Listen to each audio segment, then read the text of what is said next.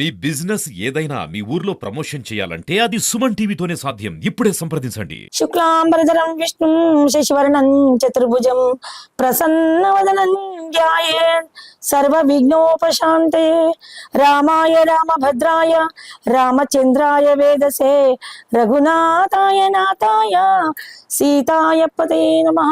ఈ రోజు సీతారామచంద్ర స్వామి కళ్యాణం చాలా హడావిడిగా ఉంది. రాజప్రసాదం మొత్తము ఎక్కడ చూసినా బంగారు పళ్ళెలలో పూజా సామాగ్రిలు, పువ్వుల తలంబ్రాలు అన్ని పట్టుకొని చాలా రాజ పరివారం అంతా కూడా హడావిడిగా తిరుగుతున్నారు. ఆహారాలు ఇవ్వడానికి శీతల పానీయాలు, వివాహానికి ముందు చాలా మంది ఆకళ్ళ కాగలేని ఉంటారు. ఈ టిఫిన్ లాంటి సౌరంభాలు అన్ని కూడా పట్టుకొని వీడింటికి వస్తున్నారు.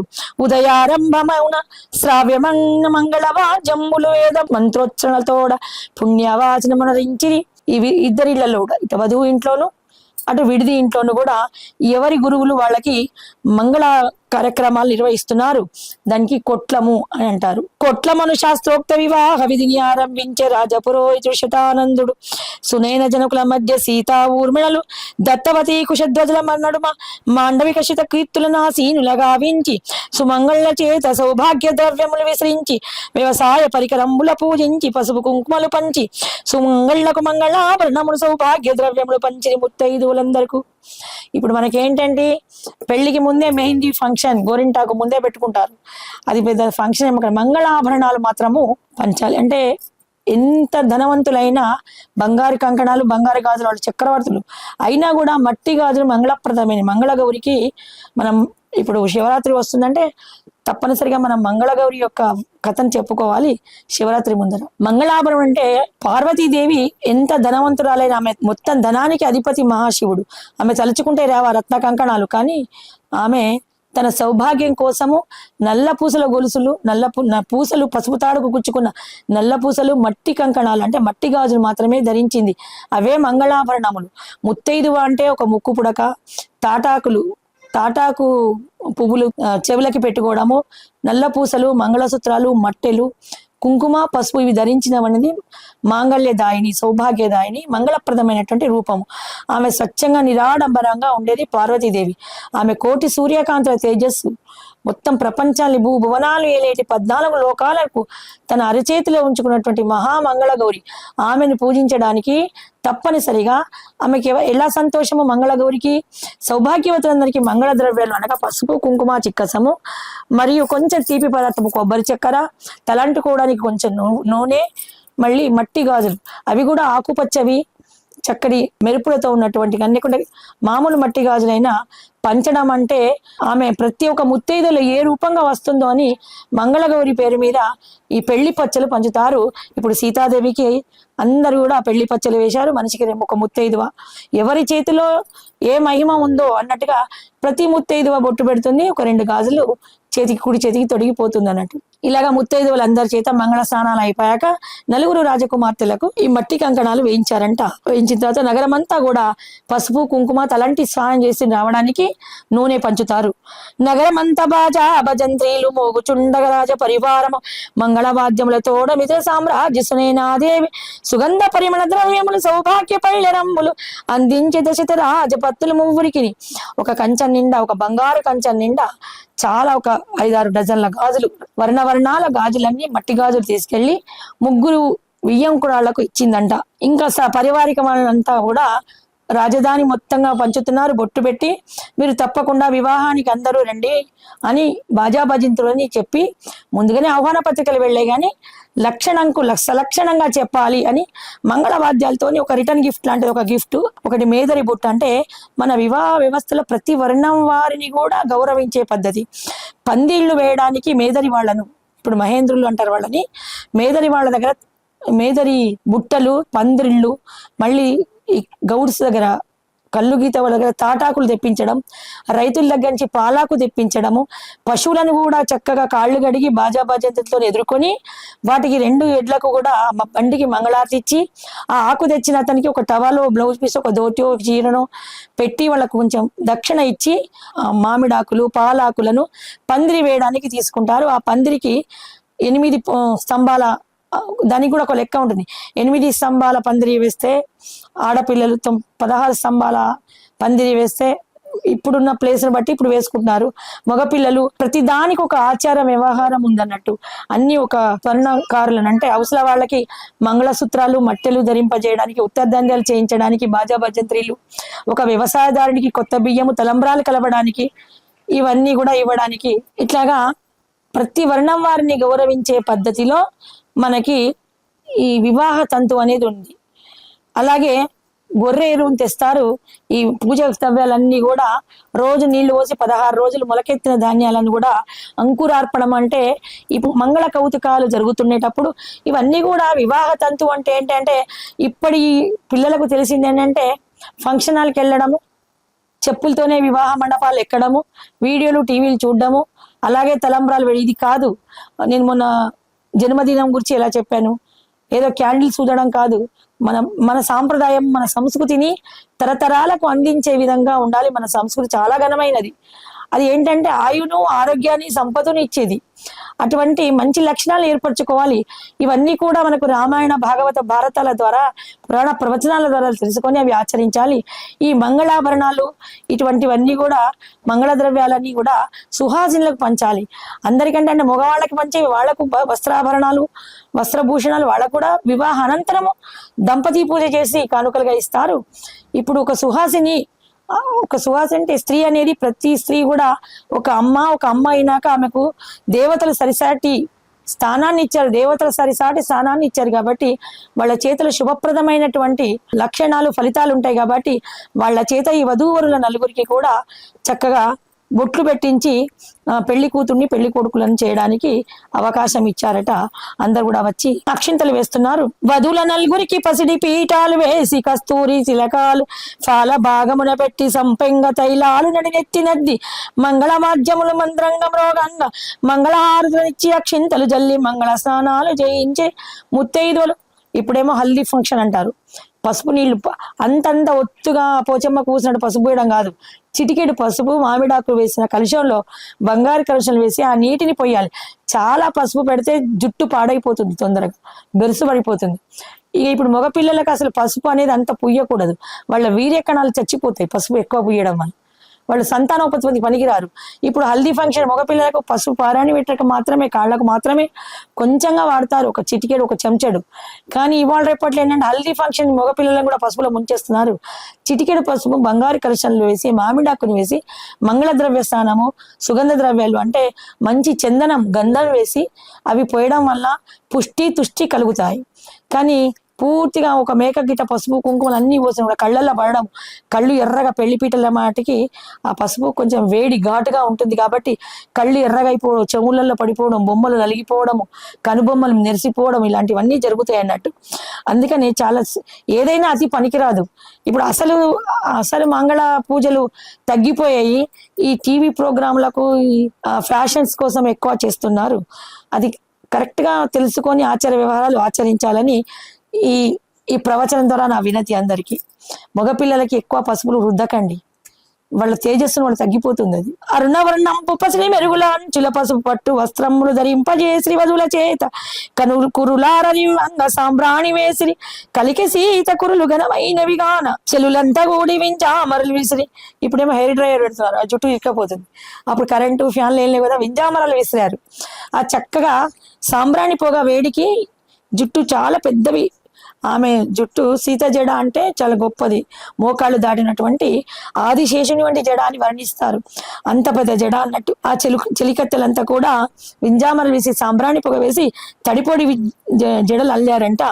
ఆ ఆదిశేషు వంటి అతి వజడన అందముగా అల్లిరి సువర్ణ కాంతులు మెరియు ఆభరణములు అలంకరించిరి పసిడి మేని ఛాయ పడది జానకి పచ్చని పాదంబులకు పారాణి రాసి విలును బోలిన కను బొమ్మలు తట్టు వరకు కళ్యాణ తిలకమ్ములు చక్కంగా పెట్టిరి సిగ్గులు పండిన సన్నని పాల బుగ్గలకు వామ చెక్కిల దృష్టి చుక్కన మర్చిరి సన్నని నాసికకు నవరత్న ముక్కెర మెరువంగా చిగురాకు పై పెదవి తాకగా ముత్యపు బులాకి చెచ్చిరి నాగఫణులు సూర్య చంద్రాకృతుల మణికచిత ఆభరణములెన్నో శిరమును అలంకరించిరి. అనేకమైనటువంటి వధువును సాలంకృతంగా ఇవ్వాలి. ఏదో తల విరబోసి పాత చీర కట్టి ఇక ఇంట్లో ఏమీ లేదనంటే ఒక దరిద్ర దేవతగా కాకుండా వాళ్ళ ఇంటికి పంపిస్తున్న మన ఇంటి మహాలక్ష్మిని అన్నట్టుగా కళ్ళకి పసుపు పారాన్ని చక్కగా అప్పటికే గోరెంటాకుతో పండినట్టు లేత పాదాలు ఎర్రగా మెరిసిపోతున్నాయి. ఆమె సాక్షాత్ మన్మధునికి కన్న తల్లి కాబట్టి చాలా అందమైనటువంటి రూపము, మహాలక్ష్మి స్వరూపము. ఎవరైనా చక్కగా ఉండి అబ్బా చక్కగా మహాలక్ష్మిలా ఉందమ్మా అంటే సలక్షణంగా ఉండాలి. ఇవాళ రేపట్లాగా అవి ఆ జీన్స్లు టీషర్ట్లు వేసుకొని తలలో విరబోసుకొని తాటకి మారు రూపాలుగా ఉంటున్నారు. నన్ను తిట్టుకుంటారేమో కానీ స్త్రీ అనేటువంటిది మంగళప్రదంగా కనబడాలి ఎవరికైనా కూడా. అలా ఉన్నప్పుడు దేశ సౌభాగ్యానికి కూడా వాళ్ళు కారకులు కాబట్టి మంచి వస్త్రాభరణను స్త్రీలందరూ ధరించాలి. ఏదో ఫ్యాషన్స్ నేపథ్యంలో మేమందరం చిన్నప్పటి నుంచి లంగా ఓణీలు వేసుకోలేదా, ఇప్పుడు అడ్డమైనాయంట. అట్లా కాకుండా చక్కటి వస్త్రాలతో ఉండడం వల్ల చూసే వాళ్ళకి కను విందు, మీకు మంచి సౌభాగ్యము. అలాగా ఉండండి అని మనం సనాతన ధర్మాలలో ముఖ్యంగా చెప్పాల్సింది ఏంటంటే స్త్రీ వస్త్రాధారణ గురించే చెప్పాలి. ఎదుటి వాళ్ళను రెచ్చగొట్టే విధంగా స్త్రీ ఎప్పుడు ఉండకూడదు. చాలా శాంతంగా సౌమ్యంగా మంచి వస్త్రాలంకరణలతో చక్కగా పెద్ద జడ వేసుకొని లంగా పనికిని ఓణీలు వేసుకొని ఉన్నటువంటి అమ్మాయిని చూస్తే అక్కడ అందం అనేది దిగ్భ్రీకృతం అవుతుంది. అట్లా మన సీతమ్మ తెల్ల ఎలా ఉందంటే పచ్చపట్టు చీరలోన చిక్కిన సన్నని నడుమునకు పసిడి వన్నెల రత్నంపు ఒడ్యాణము పెట్టి కంఠహారము మోరీల కంటి. ఇక్కడ ఇవన్నీ చాలా అలంకారం చేశారు అనుకోవచ్చు, కానీ మనకు వెనకటి నగలు ఏమున్నాయి? కంఠహారం అంటే నాగదోషాలు లేకుండా, నాగదోషాలు ఉన్నప్పుడు ఏంటంటే పిల్లలు పుట్టి చనిపోతూ ఉంటారు, గర్భం ఆగదు, వంశాభివృద్ధి జరగదు. అందుకని వెనకటి వాళ్ళు కొంచెం పల్లెటూరి భాష కుత్తిక అంటారు. నాగుంపాలన ఉండి ఒక్క నాగఫణితోని ఇక్కడ ముందరికి ఈ గొంతు దగ్గర ఉంటుంది. శివుడు ఎందుకు కంఠాభరణాన్ని నాగంక వేసుకున్నాడో మనకు శివరాత్రి ముందర వస్తుంది. ప్రతి స్త్రీకి అంటే విషం లాంటి గరళమైనటువంటి కుటుంబ విషయాలు, కుటుంబ రహస్యాలన్నీ కూడా గొంతులోనే దాచుకోవాలి, బయట చెప్పుకోకూడదు. ఒక పెళ్ళైన స్త్రీ అమ్మ దగ్గర నాన్న దగ్గర ఎలాగన్నా ఉండాలి. ఈ నాగకుత్తిక అనేది గొంతుకు పెట్టేవాళ్ళు. కాలకూట విషయాన్ని పరమశివుడు ఎలా గొంతులో దాచుకొని దానికి బంధనంగా నాగుంపామును ఎలా వేసుకున్నాడో అలాగా నాగఫణులు, నాగాభరణాలు, నాగ ఉంగరాలు, నాగ ఒడ్యాణము అన్నిటి కూడా నాగ ప్రతిమ చిహ్నం ఉన్నటువంటి ఆభరణాలు ఆనాటి కాలంలో ఉండేవి. ఆ వెంట్రుకలకు తలకు నాగఫణులని పెట్టి జలలల్లేవాళ్ళు. దాని మీద పువ్వుల దండలకు చక్కగా ఆగేవి. ఈ కుత్తికకు ఇక్కడ నాగంపాము బొమ్మ చిన్న ఎర్రరాళ్ళు వేసి ఆ మెడ చుట్టూ కూడా పూర్తి గొంతు వరకే ఉండేది. అంటే దాని అర్థం ఏంటంటే ఇక్కడ నుంచి నువ్వు మెట్టింటికి వెళ్తున్నావు, పుట్టింటి రహస్యాలు మెట్టింట్లోను, మెట్టింటి రహస్యాలు పుట్టింట్లోను, ఇంకెవరి ముందర పని మనిషి మధ్య కూడా నలుగురిలో బయటి వాళ్ళ ముందర చెప్పకూడదు అనే సూచనకు ఆ నాగాభరణాన్ని కంఠహారంగా వేశారట. కంఠహారం మోరీల కంటి ముత్యాల చేరులు, రత్నాల హారాలు, రక్తస్వరాలు, చంద్రస్వరాలు, పసిడి గుండ్ల పేర్లు, వంకె బిళ్ళల పేరు, చేమంతి వరసలు సింగారించిరి, నడుము నుండి వ్రేళ్లాడ ముత్యాల సరులంచిరి, సింధూర రవికసిరి అంచు మెరియంగా. ఎప్పుడైనా ఎరుపు రంగు బ్లౌజే వేసుకోవాలి, ఆకుపచ్చ రంగు చీర కట్టుకోవాలి. ఇప్పటికి చాలా మందికి ఏ కలర్ పెట్టాలంటే ఇప్పటి ఫ్యాషన్ యాష్ కలర్, బ్లాక్ ఎక్కువ ఇష్టం. కలియుగం రాహుకేతులకు నచ్చినటువంటి నీలము, నలుపు అవి మంగళాకరణమైన కలర్లు కావు, వాటిని నిషేధిస్తాము. బ్లౌజ్ పీస్ బండిల్స్ వస్తుంటే ముందు నలుపువి బ్లూ కలర్ తీసి పక్కకు పెడతాం. అవి నవగ్రహం యొక్క దానాలకు మాత్రమే, కొన్నిటి వాటికే మారుతుంది. నలుపు మన కార్యక్రమాలలో మంగళ కార్యక్రమాలు అశుభము. నిరాహార దీక్షలకు ఎవరి దగ్గరికైనా వ్యతిరేకత చూపడానికి, కోపాన్ని చూపడానికి నలుపును వాడతాం. ఇక్కడ వివాహం అనేది మన సమ్మతిని తెలపడానికి ఆకుపచ్చ ఆహ్లాదకరంగా ఉండాలి కళ్ళకి. అందుకని వరపూజకు ప్రతి వాళ్ళు కూడా ఏం కలర్ పట్టు చీర తీసుకోవాలని సంశయం అవసరం లేదు. వధువు పూజ చేస్తుండే పూలు పండ్లకు ఆకుపచ్చ పట్టు చీర తీసుకోవాలి, ఎరుపు రంగు బ్లౌజు తీసుకోవాలి. తర్వాత వివాహానికి తెలుపు లేక పసుపు రంగు అంటే గురువు శుక్రులు ఆ రంగులకు అధిపతులు కాబట్టి గురువలము శుక్రబలం బాగా ఉండాలని తెలుపు చేనేత చీర, పట్టు చీరలు, యాష్ కలర్లు, బ్లూ కలర్లు, చెంకీల చీరలు ఇవి కట్టుకోకూడదు. అది చేనేత చీర ఎందుకు తీసుకోవాలంటే పసుపు కాటన్ చీర వాడాలి, ఆమె రోజువారీ సంవత్సరం లోపు వాడాలి.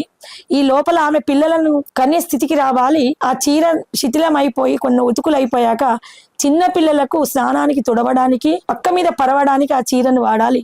ఎందుకంటే ఆ చీరకు ఎన్ని రకాల మంగళ ద్రవ్యాలు, మంత్రాలు, మంగళాధారణ జరిగినటువంటి ఆ చేనేత వస్త్రానికి వధువుకు వరునికి కూడా చేనేత వస్త్రాలు మాత్రమే ధరింపజేయాలి. సెల్వార్ సూట్లు, బూట్లు వేసుకొని పెళ్లి చేసుకోవడం పద్ధతి కానే కాదు. మన హిందూ సాంప్రదాయంలో ప్రతి వర్ణం వారు, మీ బ్రాహ్మణులు అంటే పట్టు పంచలు కూడా కట్టద్దు, చేనేత వస్త్రాలే కట్టాలి. వాళ్ళు సంవత్సరం 2 సంవత్సరం లోపల తల్లిదండ్రులు కావాలి. ఈ మంగళ ద్రవ్యాలు మంగళ మంత్రాలు స్వీకరించినటువంటి ఆ బట్టలు, వరుడు ధరించిన చేనేత పంచకండువా, వధువు ధరించినటువంటి చేనేత చీర అంటే కాటన్ శారీస్ ఆ పిల్లలకి పక్క మీద పరవాలి, దిష్టి తీయడానికి పనికి రావాలి. ఇలాగా మనకి వస్త్రం యొక్క ప్రాశస్తాన్ని కూడా మన పురాణాలు చెబుతున్నాయి.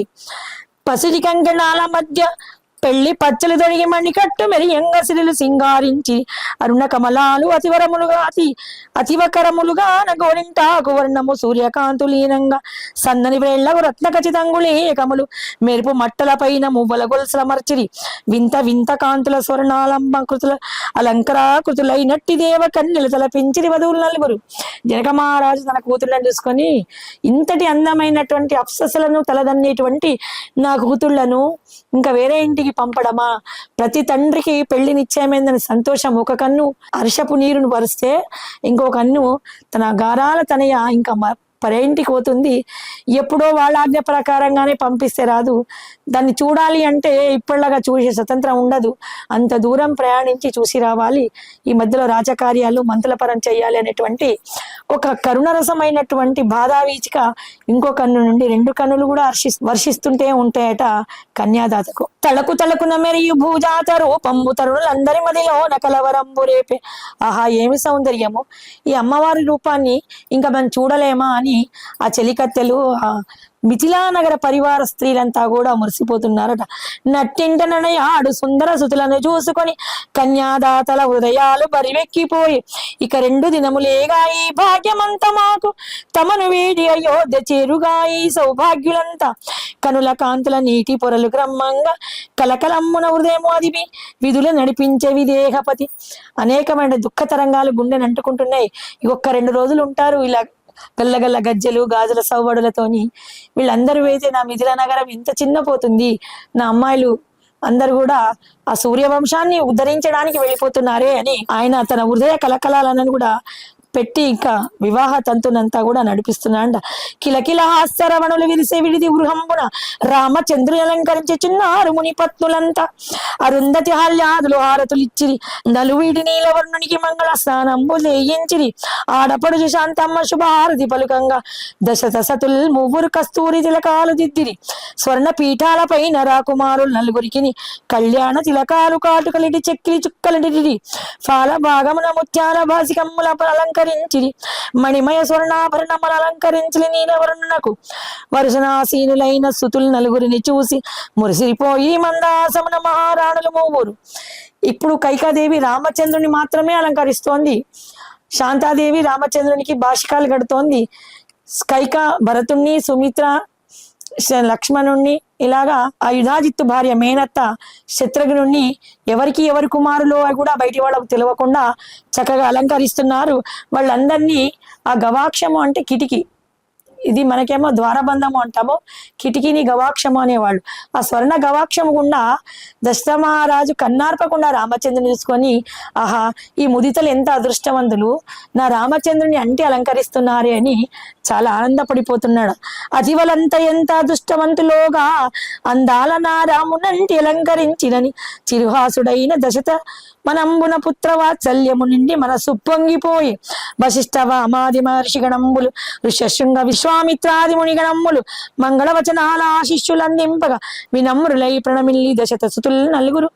ఇప్పుడు పెద్దవాళ్ళకి పాద నమస్కారం చెయ్యడం అనే తంతు మర్చిపోయారు. వెనుకట మా పెళ్ళిళ్ళప్పుడు కొంగులు ముడివేసుకొని వివాహ వేదిక, మాకు ఇంట్లోనే చతుశాల భవంతి ఉండేది కదా, గచ్చు అనేవాళ్ళం.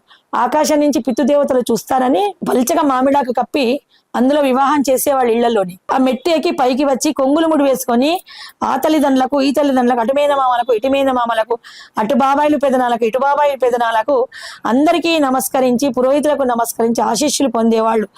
ఇప్పుడు ఏంటి, మనమే లైన్ కట్టి తిరుపతి దేవస్థానంలో గుడికి నీళ్ళు కట్టినట్టు చెప్పులతోని పోయి 2 అక్షింతలు వేస్తే వాళ్ళు నమస్కారం కూడా పెడుతులేరు.